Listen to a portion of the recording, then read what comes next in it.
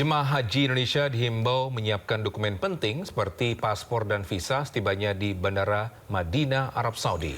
Sehingga antrean bisa berjalan lancar dan tidak menghambat jemaah lainnya. Berikut wawancara jurnalis iNews Eti Juwitasari dengan Kepala Daerah Kerja Bandara Abdul Basir. Jemaah haji Indonesia terus berdatangan mulai dari kemarin. Kalau kemarin sudah ada 15 kloter yang datang, hari ini dijadwalkan akan tiba 17 kloter. Nah, apa aja sih yang harus diperhatikan para jamaah sebelum berangkat dan saat tiba di Bandara Amir Muhammad bin Abdul Aziz Madinah? Kita berbincang-bincang yuk sama Pak Kadaker Bandara nih, ada Pak Abdul Basir. Selamat pagi Pak Abdul Basir. Selamat pagi. Pak, apa sih yang harus diperhatikan oleh jamaah nih saat tiba atau saat berangkat hingga tiba di bandara di Madinah? Oke, kami sampaikan kepada jamaah haji yang belum berangkat, yang pertama selain harus menjaga kesehatan, menjaga mempersiapkan dari sisi ibadahnya, jamaah juga harus aware dengan dokumen perjalanan. Dokumen perjalanan itu kan mulai dari paspor, visa, sampai dengan boarding pass-nya. Ketika dalam pesawat ya boarding pass-nya harus tetap disimpan sebelum masuk pesawat, maksudnya ketika di bandara. Ketika nanti di dalam pesawat, paspor itu kan sudah ada tas paspornya itu ya.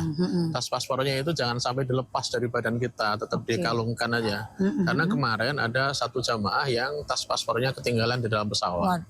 Mereka baru teriak-teriak, merasa kehilangan ketika akan naik ke bisnya. Nah, ini kan bisa menghambat perjalanan jamaah haji yang lainnya, karena tidak mungkin dia ditinggal sendirian itu kan, sementara yang lainnya sudah harus segera berangkat ke Madinah. Nah begitu nih pemirsa, terima kasih banyak Pak Kadaker. Jadi untuk para jamaah haji jangan khawatir, jadi kalau misalnya sampai di Bandara Madinah ini memang akan diperiksa lagi nih terkait dengan kelengkapan dari paspor, visa.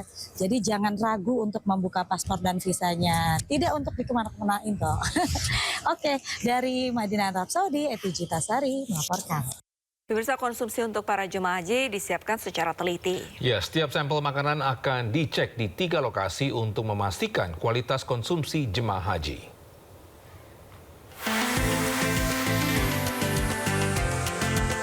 Konsumsi untuk jemaah haji menjadi hal krusial demi ibadah yang nyaman. Petugas memastikan konsumsi yang diberikan untuk jemaah haji baik dari segi rasa maupun gramasi. Sebelum didistribusikan, makanan disimpan di box penghangat.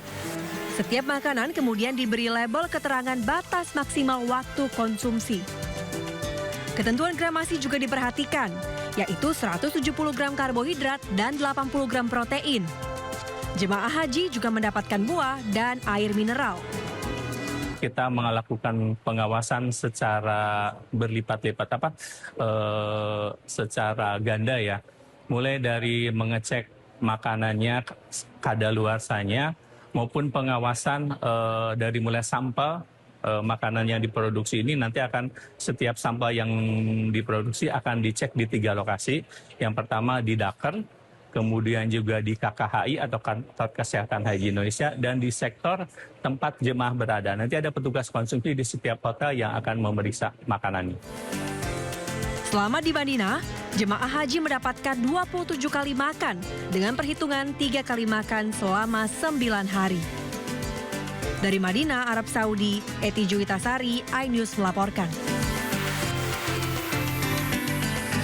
Pemirsa, jemaah haji di Madinah tidak perlu khawatir kekurangan konsumsi karena dapur catering haji ini siap melayani kebutuhan makanan dan minuman dengan cita rasa Nusantara. Jemaah haji mendapatkan jatah konsumsi sebanyak 27 kali selama tinggal di Madinah, Arab Saudi.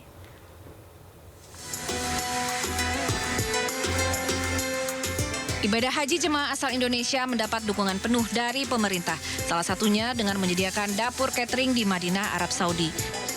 Selama tinggal di Madinah, jemaah haji akan mendapatkan 27 kali makan, yaitu 3 kali sehari dengan perkiraan tinggal 9 hari. Mengenai cita rasa, jemaah haji tidak perlu khawatir karena seluruh menu sesuai dengan cita rasa Nusantara. Tidak hanya itu, bahkan bumbu masak didatangkan langsung dari Indonesia. Selain bumbu untuk memastikan cita rasa Indonesia hadir pada setiap masakan, pemerintah juga menghadirkan koki yang asalnya dari Indonesia. Untuk jemaah lansia bisa memesan menu dengan tekstur yang lebih lembut kepada petugas agar nutrisi selama ibadah tetap bisa terpenuhi. Dari Madinah, Arab Saudi, Eti Juwitasari, iNews melaporkan. Diduga terlalu aktif, seorang balita berusia 2 tahun di Praia, Lombok Tengah memanjat atap rumah bak Spiderman. Ya, video aksi bocah ini pun viral di media sosial.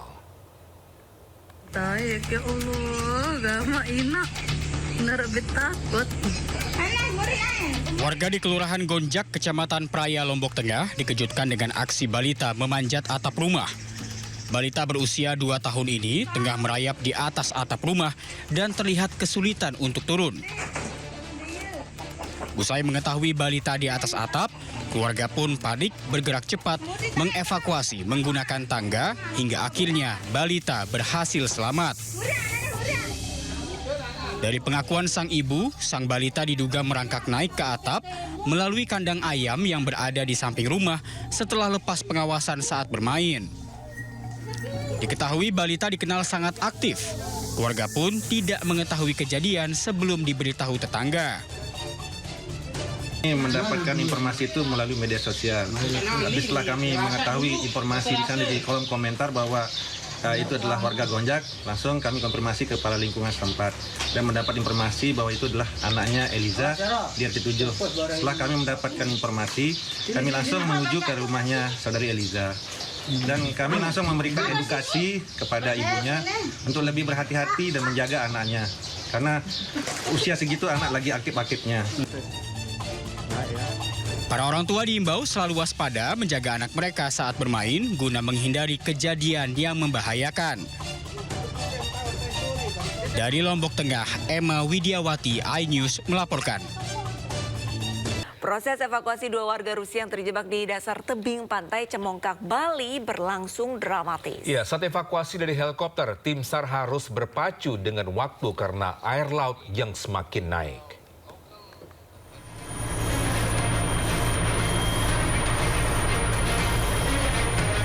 Dua warga negara Rusia, Sergei Starostin, laki-laki 51 tahun, dan Diana Zolotova, perempuan 20 tahun, terjebak di bawah tebing pantai Cemongkak, Pecatu, Kuta Selatan sejak pukul 11.30 waktu Indonesia bagian tengah. Berdasarkan pernyataan Kepala Kantor Pencarian dan Pertolongan Denpasar, I. Nyoman Sidakarya, tim SAR menerima informasi ini pada pukul 13.10 WITA. Menindaklanjuti permintaan evakuasi, 8 orang personel diberangkatkan menuju lokasi. Melihat posisi korban yang jauh di bawah tebing dan waktu yang terbatas karena air laut mulai naik, maka diputuskan evakuasi dilakukan dengan helikopter. Sekitar 12 menit mengudara dengan 5 personel, tim SAR tiba di lokasi dan langsung mengevakuasi dengan sistem hoisting. Kedua korban berhasil dievakuasi dengan selamat, walau salah satu korban mendapat luka ringan. Dari Badung, Bali, Indira Ari, iNews melaporkan. Pemirsa, ratusan petugas penyelenggara ibadah haji atau PPIH Arab Saudi berangsur tiba di Makkah, Arab Saudi. Ya, mereka siap mengawal perjalanan ibadah lebih dari 231.000 jemaah haji Indonesia.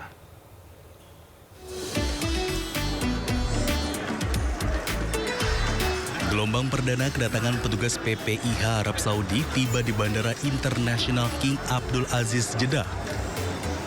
Ratusan petugas ini langsung bergerak menuju Mekah untuk menyiapkan seluruh layanan, mulai dari akomodasi, transportasi, hingga perlindungan jemaah.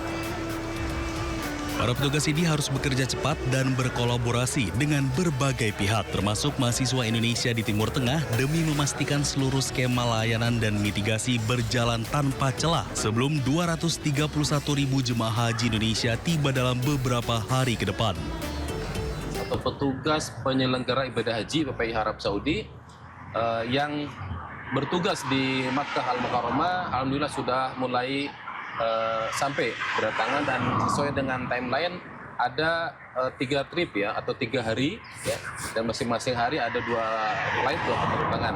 Kemarin kita alhamdulillah sudah menyambut kedatangan para petugas PPIH Arab Saudi di Makkah sebanyak 360. Penempatan petugas di titik-titik strategis menjadi kunci, terutama untuk mengantisipasi lonjakan kepadatan saat pelaksanaan umroh wajib. Dari Mekah, Arab Saudi, Ike Kesuma, iNews melaporkan.